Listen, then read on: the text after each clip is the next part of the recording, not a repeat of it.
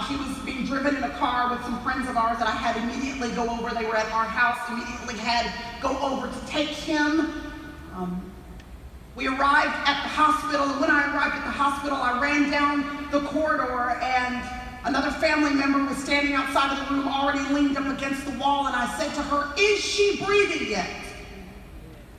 And I knew that when Andrea looked back at me and shook her head no, that if it took me 30 minutes to get there, if she was not yet breathing, that means she probably wasn't going to breathe.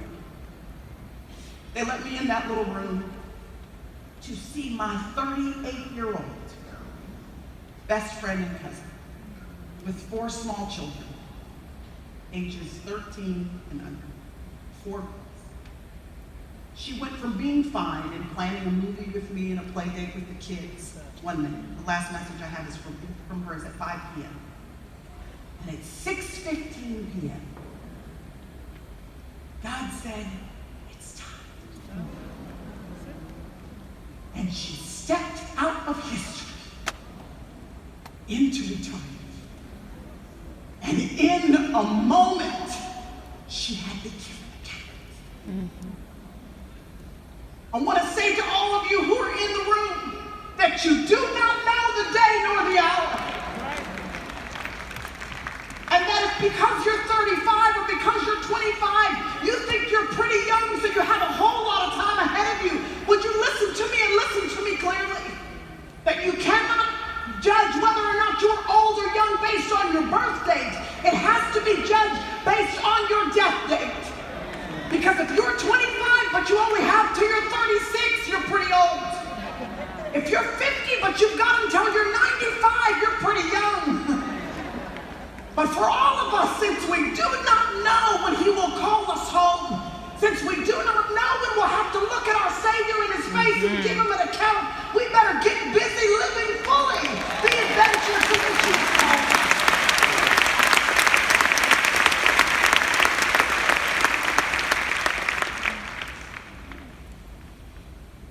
And when these disciples came to Jesus, the reality is that he said to them basically, "Well done." He acknowledged that they had exhausted themselves, fully engaged in the task at hand. Mark chapter 6 says that he recognized that they had done the thing, that they had been busy following hard after the assignment to which they had been called.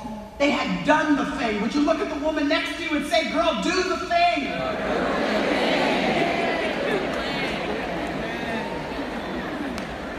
They had effective ministry. So I wondered really quickly, if you don't mind, I wondered if I could just take a rabbit trail for a second, because I found in this story a recipe for effective ministry. I just want to open up a parenthesis here to tell anybody who's interested what the recipe is for effective ministry. Anybody interested? There's a recipe here. The recipe is in those first 2 verses. There are 3 ingredients to the recipe. It says, first ingredient, he called them. He called them. Oh, there are so many beautiful layers here in this first ingredient in the recipe. I love so much that God the Father, the glory of all of God Almighty, that he was willing to clothe himself, to encase himself in flesh.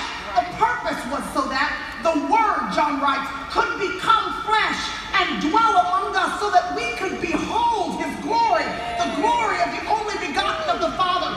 Jesus made it so that he condescended to humans, so that when he spoke, the disciples could actually hear the voice of God the Father in the person of Jesus Christ. All that deity clothed in humanity so that he could meet us where we are. He made it so that humans could hear him. And what he did in the first century is exactly what he does in this century through the person of the Holy Spirit. That just like they could hear the call of God on their life through Jesus Christ, you get the privilege to hear the call of God for your life through the person of the Holy Spirit. God calls, he convicts, he compels, he challenges. Throughout this conference, you're going to feel a pain in your gut. It will be the Holy Spirit saying, "Go." Here's the thing about the about these disciples when they heard the call of Jesus. When Jesus said, you go out in pairs and authenticate who I am through the deeds that I'm giving you power and authority to carry out. When they heard the call of Jesus, there was no other earthly ambition that they had that superseded the calling of Jesus on their lives. When they heard the call of Jesus, they laid everything else down to pursue what it was that Jesus had asked them to do. May it never be that we have ambitions that are higher than the ambitions of God's calling for us. May we always be willing to lay down our nets, to leave behind prior ambitions, to do what it is that God has called us to do. May his calling in your ears and in your heart be like fire shut up in your bones to where you can't not do what God has called you to do. Lord, forgive us when because of hubris or pride or arrogance, we have left your calling to pursue a calling that was never ours to pursue. Forgive us, Father, when we have tried to walk in shoes that were somebody else's shoes to wear. Forgive us, Father, when we've tried to walk down a lane that was never our lane to walk down. When he calls, accept and celebrate your calling. And then I love that when he called them, he didn't just jump to the third ingredient. He didn't call them and then send them. I love that before he sent them, the second ingredient in the recipe is that he gave them power. Come on, somebody say power. And he gave them authority, which means they did not have to be afraid that they were not equipped for the calling. Amen. Because even if, as Miss Joyce taught us last night, they did not have the natural capacity to sustain them in the calling, he entrusted them supernaturally with the power and authority they would need to succeed in the assignment that he gave them. In other words, he does not call you because you are already equipped. He calls you, and then for those that will say, yes, sir, he will equip you with exactly what you need to sustain you in the calling that you have been given. Can I tell you that there is a very real enemy, and the enemy hopes you will go in your own power. He hopes that you will go in your own authority. He hopes you will think, and I will think, that we are gifted enough, or talented enough, or savvy enough, or impressive enough. What he does not want is a woman who has chosen to rest not in her laurels, but in the power and the authority that has been trusted her by Almighty God.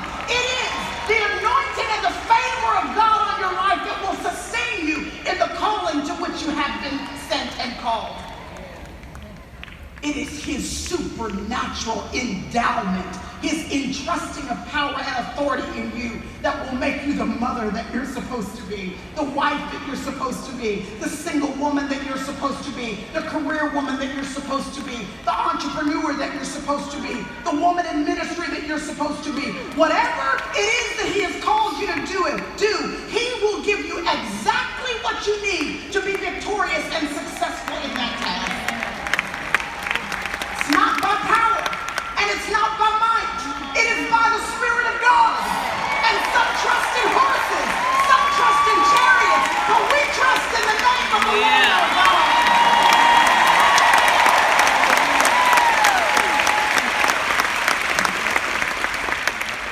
So he called them. There's the first ingredient. Then he entrusted them with power and authority. Oh, y'all, the power is there. Whether or not you choose to use it is up to you. And then third ingredient, he sent them. Listen, he's the one that did the sending. Resist the urge to send yourself. Come on now. To do an assignment that it is not yet time for. Woo. Because just as important as your calling is itself, so too is the timing in which that assignment is outworked in your life. Because if you give birth too soon to an assignment that it is not yet time for, you will abort the character that he was trying to build in you. You will abort the spiritual backbone, the maturity that was going to be necessary to sustain you in the assignment to which you have been called. Because listen, the spotlight that you may be craving, if that spotlight hits you and you have no character, that light will burn you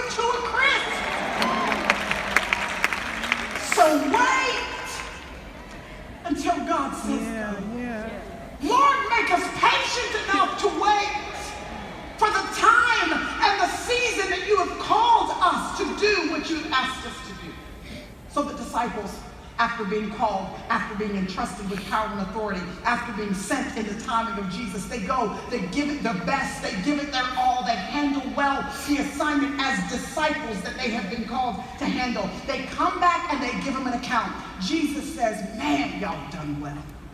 And you're tired. He acknowledges that they are plain old, flat out. Any disciples in the house? Because, man, you haven't been doing the thing perfectly, but you've been doing it purposefully. Your marriage, your children, your job, the ministry, man, you've been trying your best. You've been doing it diligently. You've come to this conference and you are plain old, flat out tired. You're so glad that all of these sessions are going to happen today, but you're debating because you know that you can take a shower. Tired. Anybody? Come on now. Jesus recognizes their exhaustion. Here's what I love about this whole encounter Jesus has with these exhausted, depleted disciples, who, by the way, Jesus recognizes in Mark chapter 6. He says, y'all haven't even had time to eat. He says, you're hungry too. You haven't even had time to eat. I have never been that busy. Anybody ever? I don't get that busy. I'm the kind of girl that I'm not going to order a salad and have some little water to be cute. I'm going to order the biggest plate of nachos they got. And then when I'm finished, I'm going to scan your plate for any leftovers. But the disciples had not even had time to eat. Here's what I love about Jesus' encounter with the tired, depleted, exhausted disciples. He does not say to them, y'all go away from me, take a nap, get yourselves together, then come back, and I'll use you. Come on. He says, come away, because you do need rest, but come away with me. Amen. Don't go away from me. Come away with me. In other words, the cure for your exhaustion is intimacy with Jesus. That's the cure you're looking for. So take a holiday, take a sabbatical, take a vacation, step back for a little while until you can get yourself together from the ministry or your job or that endeavor. But when you take a holiday, don't take a holiday from Jesus. The actual refreshing that you're looking for cannot be found apart from an intimate, fervent, close-up relationship with the lover of your soul. Intimacy with him is the cure for your exhaustion. So he says to them, come away with me. He takes them across the northern tip of the Sea of Galilee to a little patch of stony ground that is right outside of a town called Bethsaida. He takes the disciples on a retreat so they can be replenished and refueled. He's taking them on a holiday. So when they arrive on the little patch of stony ground outside of the town of Bethsaida, and there are 15,000 people waiting for them, you can imagine how perplexed the disciples must have been. Jesus, you said for us to come away with you. You said there was going to be something in us, and for us, you said we were going to be replenished and refueled here. And Jesus, of course, in his sovereignty means he's seen the end from the beginning. Sovereignty means he stood in eternity past, and he has seen all of time from its beginning, all the way to the end of the spectrum of time, which we have not yet seen, and he has seen into eternity future. Sovereignty means not only that he's seen the whole spectrum of time and eternity, sovereignty means he's got the whole thing in the palm of his hand. Amen. Which means your life and mine, which is a blip on the radar screen of the spectrum of time and eternity, is also in the palm of his hand. If you believe in the sovereignty of God, it's what allows you to do what Psalm 46:10 says. Be still. Be still. Yes. Yes. Cease to strive. Mm-hmm. Praise him. Chill out. And know that I am. So he knew what the disciples could have never known. In his sovereignty, Jesus knew that he was taking the tired disciples to a place where there was going to be a multitude waiting on them when they got there. It was not a mistake. It was of the sovereign design of God. Which means there must have been something in that multitude that was going to be refreshing for the disciples. It tells us that this well-loved biblical encounter is not just about the multitudes getting fed, it's about the disciples getting fed. It tells us that the 5 loaves and the 2 fish was the gift to the multitude, but it's that multitude that is the gift to the disciples. There's something about that multitude placing a demand on them, something that is out of their control and beyond their capacity, something that they do not feel like they have the capacity to handle. It's that multitude that is actually going to enable the disciples to finally pull out the treasure that they've been ignoring and acting like it's completely insignificant. It's the multitude that is going to have them see what it looks like to place their little bit into the hands of a multiplying master and watch him perform a miracle that is going to blow their minds. It's the multitude that's going to have them access the power and authority that has been given to them by Jesus and see what it looks like to operate in the power and authority that is rightfully theirs. Without the multitude, they would never have the opportunity to experience the power of God that has been entrusted to them.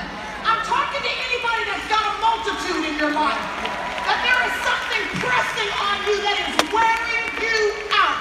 There is a struggle in your marriage or in your finances or in your health or on your job, and it's more than you can handle. The multitude is beyond your natural capacity. The good news is when you come face to face with a sovereignly ordained multitude, that means the multitude is your gift. Amen. Amen. Because the multitude is going to have you start accessing power and authority and treasure that you would have discounted before. Yeah. It's going to have you look at the 5 loaves and the 2 fish, that little gift, that little talent, that little finance, that little energy, that little patience, that little idea, that little creativity that you thought was so useless before. You're going to pull it out. The multitude's going to make you pull it out. You're going to place it in the hands of Jesus, and he's going to perform a miracle that's going to blow your mind. Yeah. The multitude is your gift. Did you notice that in verse 12 the disciples said, Jesus, send the multitude away. Yeah. Come on. And we don't just say it, we pray it. In Jesus' name and by the power of Almighty God, I speak to the multitude. Lord, take this multitude away. And we don't even know that we're praying away the thing that is our gift. In verse 12, the disciples are praying away. If you look, they are praying away at what in verse 11 Jesus just welcomed. It says in verse 11, he welcomed the multitude. One verse later, the disciples are praying away what they don't even know is their gift. Resist the urge to wish away what God has welcomed into your experience. Instead, say, Lord, don't take it away if there's something in it for me. That's right. Lord, instead, fit me with the right eyewear, the right spiritual eyewear that will help me to see this 3D picture right. Lord, don't let this multitude be taken away until I say, see, and mine from it every single treasure, every single gift, every single nuance that's going to build my life, Lord, that's going to help me to access this power and authority. Lord, don't let this multitude leave my life until I milk it for every single thing you promised me to give.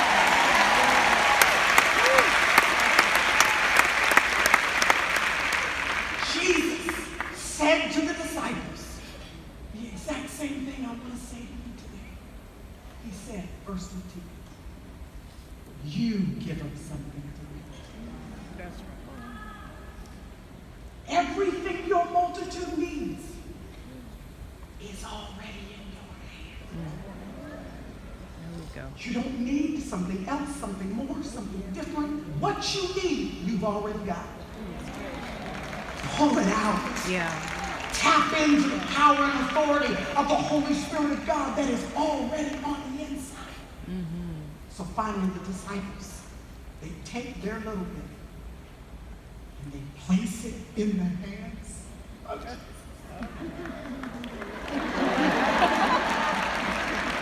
Listen, they place it in the hands of Jesus. You need to know that everything changes.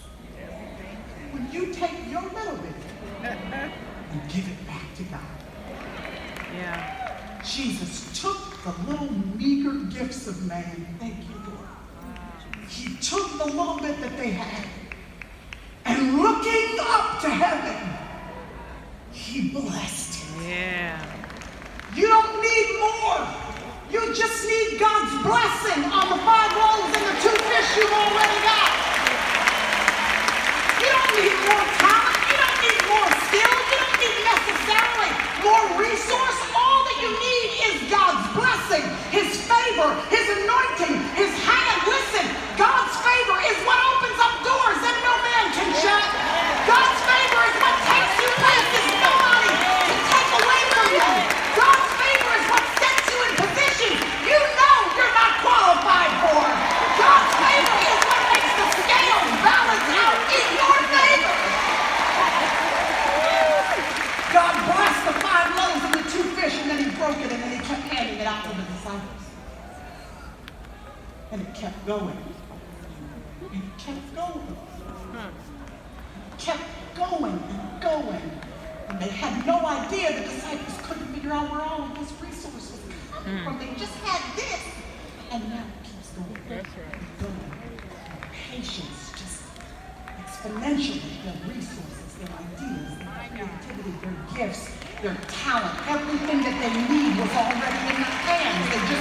They just had to give it to Jesus, and now the entire multitude is sustained. And verse 17 says that when everybody ate, and just in case you're not clear on what kind of meal this is, they want you to know everybody ate to the point of satisfaction.